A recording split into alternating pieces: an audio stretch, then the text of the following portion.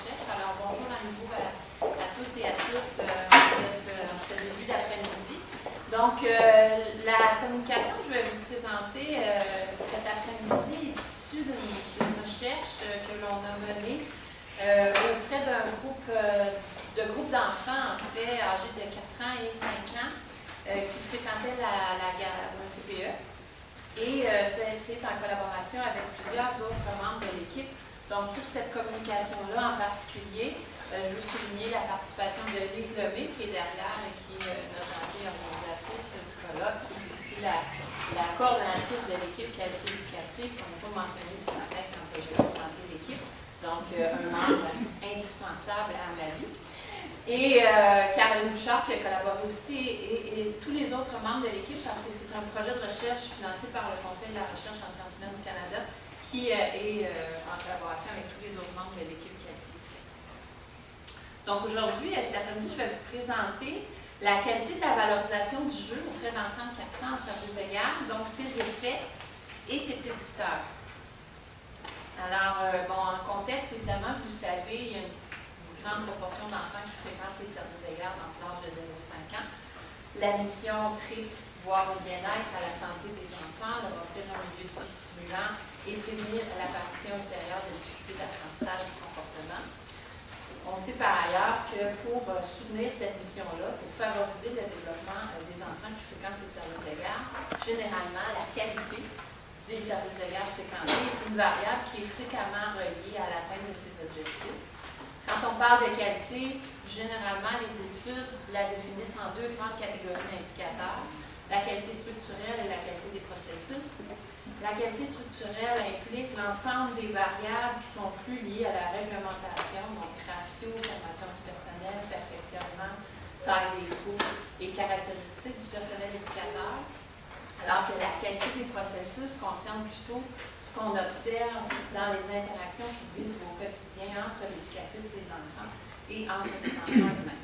Donc, ce qu'on appelle la qualité des processus est plus fortement relié à ce qu'on retrouve dans le programme éducatif des centres de scolarisation. Alors, la qualité des processus, dans le cas de cette étude-là, a été mesurée à l'aide de l'échelle d'observation de la qualité éducative, qui est l'instrument qui a été créé en 2003 pour l'enquête Grandir en qualité et qui a été utilisé dans plusieurs de mes études depuis cette enquête-là. C'est aussi l'instrument qui va être réutilisé dans Grandir en qualité 2014. Alors, cet instrument-là, c'est un instrument qui a été conçu pour mesurer ce qu'on appelle les applications du programme éducatif dans les services de garde québécois. Alors, vous avez une vision globale de ce qui constitue l'observation, donc l'échelle d'observation de la qualité éducative. Alors, la structuration des lieux, qui concerne les lieux et le matériel, donc deux sous-échelles. La structuration des activités, avec des éléments de planification, d'observation, d'horaire et d'activité. Les interactions avec les enfants, valorisation du jeu, intervention démocratique et communication. Et les interactions avec les parents qui sont constituées de 4 ou 7 items, dépendamment des versions de l'échelle, qui ont été mesurés plutôt par entrevue. Alors, dans notre cas, on s'est intéressé à la valorisation du jeu, à essayer de voir comment la valorisation du jeu mesurée à l'intérieur de cette échelle-là peut être associée au développement de l'enfant. Et ensuite de ça, on est allé voir quelles variables de la qualité structurelle sont associées à la valorisation du jeu. On va essayer de voir qu'est-ce qui peut soutenir dans la qualité structurelle une meilleure valorisation du jeu et est-ce que la valorisation du jeu est associée au développement des enfants. Donc, la valorisation du jeu, elle est définie à l'intérieur de cette échelle-là comme le soutien que l'éducatrice apporte au jeu des enfants par l'utilisation de plusieurs stratégies qu'on peut dire qu'elles sont similaires à l'étayage. Je trouvais que c'était un peu bref, alors je vous ai ajouté les différents items qui font partie de la sous-dimension valorisation du jeu à l'intérieur de l'instrument. Donc, on en a 1, 2, 3, 8, si je me souviens bien. Donc, ce sont tous des items sur une échelle continue avec possibilité de donner un score de 1 à 4. 1 étant le plus faible et 4 étant le plus fort. Je vais revenir tantôt sur la simplification des scores. Donc, on a l'enfant, l'éducatrice respecte le jeu, l'éducatrice soutient les initiatives personnelles des enfants, l'éducatrice crée un climat propice à l'évolution du jeu des enfants, l'éducatrice, pardon, la coquille, soutient les enfants dans le processus de planification d'ateliers libres ou de choix d'ateliers. Au cours des activités, l'éducatrice fait preuve de flexibilité. Au cours des activités, l'éducatrice soutient les enfants dans la prise de conscience de leur réalisation. L'éducatrice organise une période de réflexion ou un retour agréable sur les activités réalisées par les enfants. Et l'éducatrice intervient par rapport à l'organisation physique et matérielle du service de garde. Donc, ce sont tous les items qui font partie du score qui concerne la valorisation du jeu à l'intérieur de cette échelle. Au niveau des prédicteurs de la valorisation du jeu, si on se situe dans un modèle un peu plus écosystémique, on sait que plusieurs variables, on dit soit régies ou non régies, pourraient être associées ou soutenir des niveaux élevés de qualité. Donc, si on place la qualité structurelle des processus au centre à l'intérieur de ce qui est vécu par le groupe d'enfants, il y a aussi des variables associées au personnel éducateur qui soutient la qualité et il y a aussi des variables associées aux services de garde qui soutiennent la qualité. Donc, on en a mesuré une certaine quantité de ces variables-là aussi à l'intérieur de cette recherche. Alors, les objectifs, ils sont doubles. Donc, d'abord, identifier les effets de la qualité de la valorisation du jeu sur le développement de l'enfant et explorer les caractéristiques du groupe, du personnel éducateur et du service de garde qui prédisent des scores de qualité de valorisation du jeu plus élevés. Alors, notre échantillon est constitué d'un groupe de 363 enfants qui ont été évalués à 4 ans, qui sont issus du territoire de l'île de Montréal, le Grand Montréal, de leurs parents et de leur milieu de garde. Donc, les 363 enfants fréquentaient, en fait, un sous-échantillon fréquentait les CPE et on a 170 éducatrices en CPE. Donc, ces participants-là ont été recrutés entre 2009 et 2010 à l'intérieur du projet qu'on appelait GMV 4 et 5 ans, donc GMV pour jeunes enfants et CMV 2 ans. On a utilisé plusieurs mesures. Donc, ici, vous avez les mesures et les plans de mesures qui ont été pris. Et tout simplement pour vous montrer quelles mesures chez l'enfant et dans le service de garde ont été utilisées. Alors, on a utilisé le WIPSI, qui est une échelle d'évaluation du développement cognitif conçue par Weschler. Et on a utilisé les 4 sous-échelles QI verbal, QI performance, score composé de langage et échelle globale. Le score plus élevé signifie évidemment un meilleur fonctionnement cognitif. On a utilisé une grille, un questionnaire en fait adressé aux parents sur la pragmatique des enfants. Et on a utilisé aussi le questionnaire Achenbach, donc le Child Behavior Checklist, qui est un questionnaire sur les comportements des enfants qui constitue 95 à 100 questions où on demande aux parents au cours des 3 derniers mois, est-ce que votre enfant a manifesté tel ou tel comportement? Jamais, parfois, souvent. Donc, on donne aussi un score. Plus le score est élevé, plus on dénote des problèmes de comportement chez l'enfant. Le parent l'a complété, l'éducatrice aussi l'a complété au même moment, à 4 ans.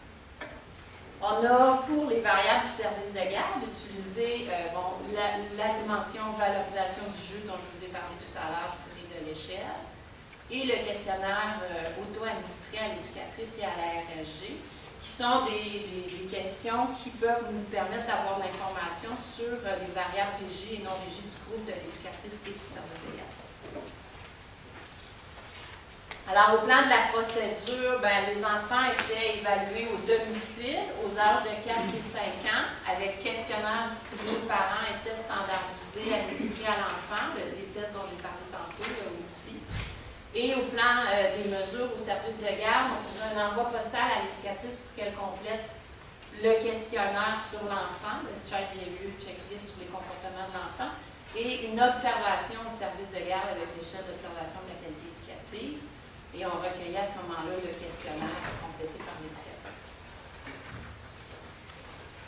Les résultats, ici, vous avez les statistiques descriptives. Donc, quels sont les scores qui ont été générés par les différentes mesures.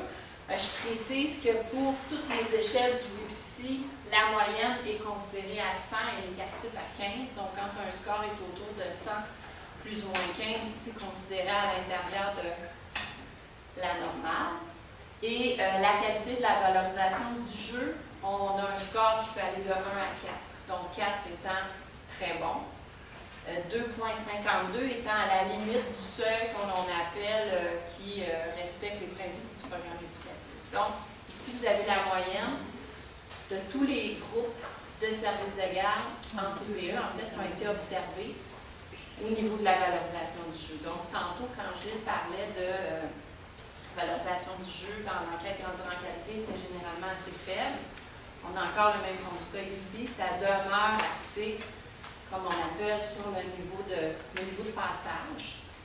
Et les scores des enfants sont tous généralement là, autour de la normale ou quand même assez élevés. Il n'y a pas de score inférieur. Et les scores de pragmatique à 4 et 5 ans, ça va de 0 à 1, donc 0,80, c'est assez élevé. Et les scores de assez bas, c'est des scores quand même assez bons. Là. Il n'y a aucun score, en fait, qui dépasse le seuil clinique qui pourrait être inquiétant au niveau du comportement des enfants. Ensuite, quand on veut voir s'il y a des variables qui sont associées à d'autres variables, on fait ce qu'on appelle des analyses de corrélation. Donc, ici, vous avez le tableau de corrélation de toutes les variables qui sont associées avec la qualité. Donc, la qualité étant la colonne 1. Donc, ici, vous voyez toutes les variables chez l'enfant qui sont associées à la qualité. Donc, on a la plupart des mesures du langage et du langage du développement cognitif, pardon, et quelques mesures à 4 ans, pragmatiques à 4 ans, entre autres. Donc, une fois qu'on a regardé ça, quand on regarde les corrélations, on peut essayer de voir qu'est-ce que ça signifie, qu'est-ce qu'on peut avoir, qu'on peut ressortir de ces informations-là. Donc, le premier élément de discussion lié à la qualité de la valorisation du jeu, c'est que plus la qualité de la valorisation du jeu est élevée, plus les scores de développement cognitif et langagier sont élevés aussi. Donc, on voit que la qualité de la valorisation du jeu est importante pour soutenir le développement de l'enfant. Quand c'est associé, on peut dire qu'il y a probablement une relation, mais ce n'est pas nécessairement une relation causale. Alors, on fait à ce moment-là d'autres analyses pour aller plus loin. On est allé voir maintenant quels étaient les prédicteurs de la qualité de la valorisation du jeu. Donc, on a repris toutes les variables qui font partie, qu'on avait recueillies par questionnaire auprès des groupes, auprès de l'éducatrice, en fonction de sa formation, de sa satisfaction ou de ses sentiments face à son travail, du soutien qu'elle reçoit ou du service de garde. On est allé voir en corrélation lesquels étaient corrélés significativement avec la qualité de la valorisation du jeu.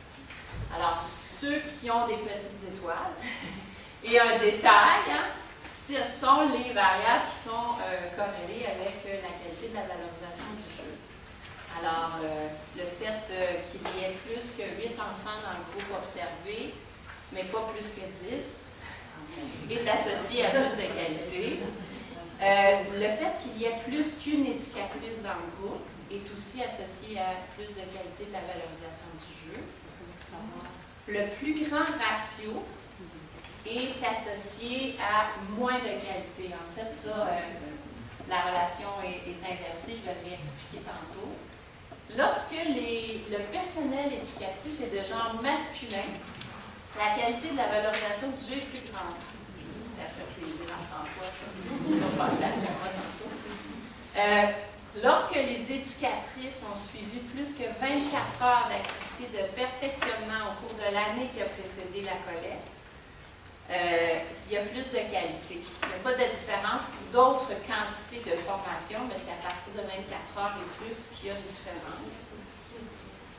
Lorsque les éducatrices mentionnent avoir des sentiments plus positifs à l'égard de leur travail, c'est le score global, la qualité aussi est plus élevée.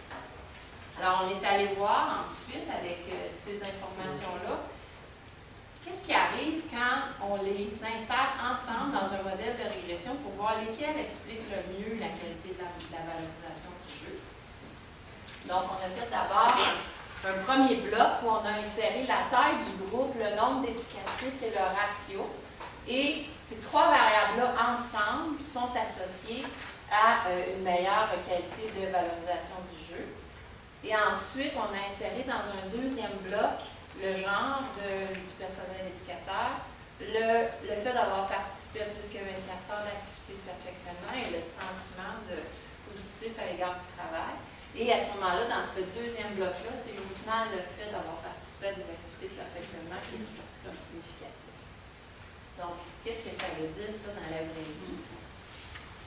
Alors, ce qu'on constate, c'est que la qualité de la valorisation du jeu est plus élevée lorsque les éducateurs sont de sexe masculin.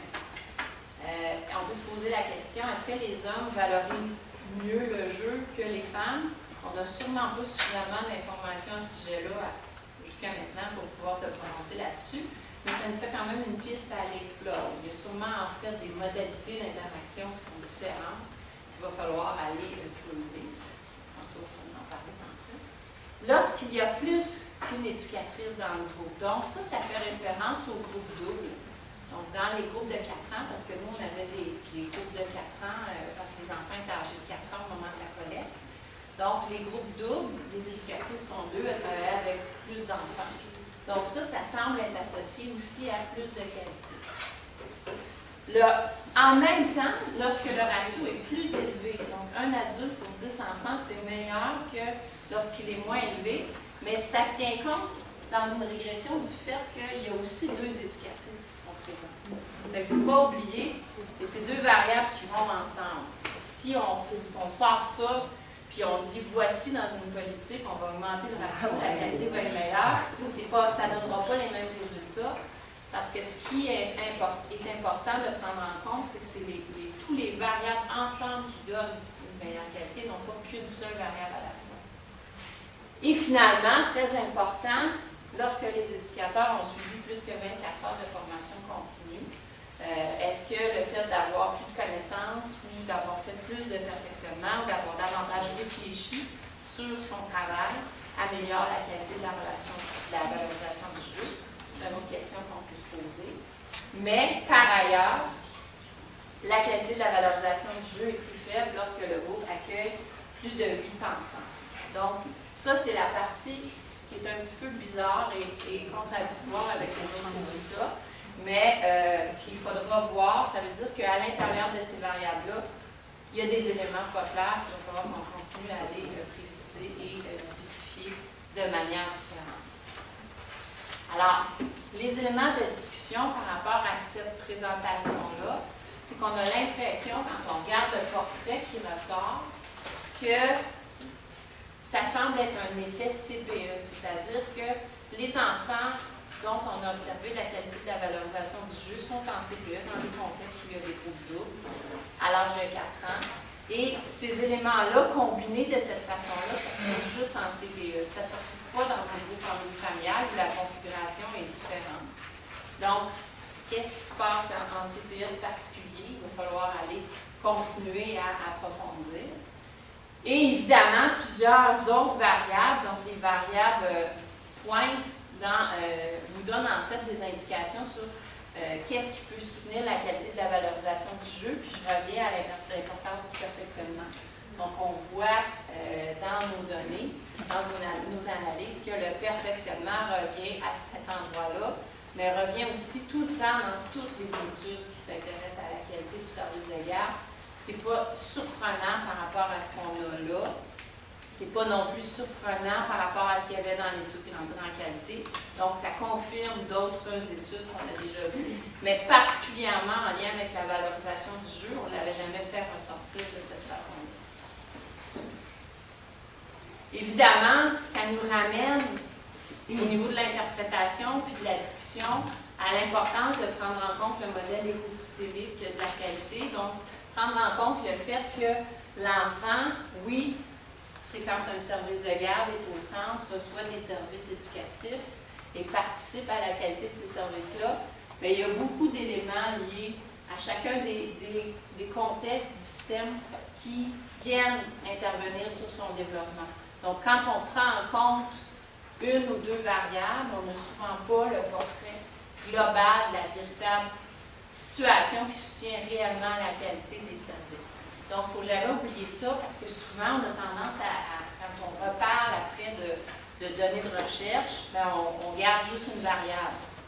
Souvent, comme Gilles le disait ce matin, on la garde de manière justificatrice parce qu'elle corrobore nos représentations. Fait que si on retient juste la fameuse variable dont je vous ai parlé, du ratio ou de la taille du groupe qui est bizarre, bien là, on va aller parler de ça avec des gens, puis on va dire, regardez qu'est-ce que c'est en CPE, alors que c'est pas du tout ça le portrait que je viens de vous présenter. Le portrait, il est multidimensionnel. Il y a plusieurs éléments à prendre en compte, et on ne peut jamais parler d'une variable toute seule, parce que dans la vie, ces variables-là ne sont pas toutes seules. Elles sont en interaction avec toutes les autres variables, quand on essaie de voir qu'est-ce qui soutient le plus le développement, mais aussi la qualité d'un service légal. Alors, en conclusion, puis évidemment, ce matin, dans les discussions, dans les présentations, il y a plein d'autres idées de pistes de recherche qu'on pourrait faire pour continuer à mieux comprendre ces données-là. C'est sûr que les prochaines recherches devraient essayer de mieux comprendre les prédicteurs de la qualité de la valorisation du jeu, mais ce qui me venait beaucoup en écoutant les présentations de la matinée, c'est qu'il faudrait vraiment essayer d'ajouter dans les prochaines études des variables qui mesurent les représentations des éducatrices par rapport à la valorisation du jeu, parce qu'on voit, comme Gilles l'a dit, c'est faible ou assez limité et ça là demeure malgré le temps qui passe. Donc, moi, ce que je me disais, c'est est-ce que les éducatrices connaissent vraiment ce que c'est la valorisation du jeu, peuvent en parler, peuvent l'expliquer, peuvent en parler aux parents, comme on a abordé ce matin. Donc, c'est une question à se poser. Évidemment, ça nous amène encore sur la piste de la formation continue, parce que si la valorisation du jeu n'est pas claire, bien, on doit continuer à en discuter avec les éducatrices, on doit les accompagner dans ce processus-là, on doit le clarifier avec elles. À ce qu'il semble, en tout cas, d'après nos données, que la valorisation du jeu soutient un développement cognitif plus accru chez les jeunes enfants. Et finalement, au plan des politiques, évidemment, je ne pouvais pas m'empêcher de faire un lien avec notre sujet de l'heure sur les enfants défavorisés qui fréquentent les maternelles 4 ans. Et si la valorisation du jeu soutient le développement cognitif et langagier, et que ça, c'est spécifique au contexte des CPE, bien, qu'en est-il des enfants défavorisés qui fréquentent les maternelles 4 ans? Il faudrait peut-être aller le voir aussi, le mesurer, l'évaluer pour pouvoir en parler davantage. Alors voilà, ça conclut ma présentation.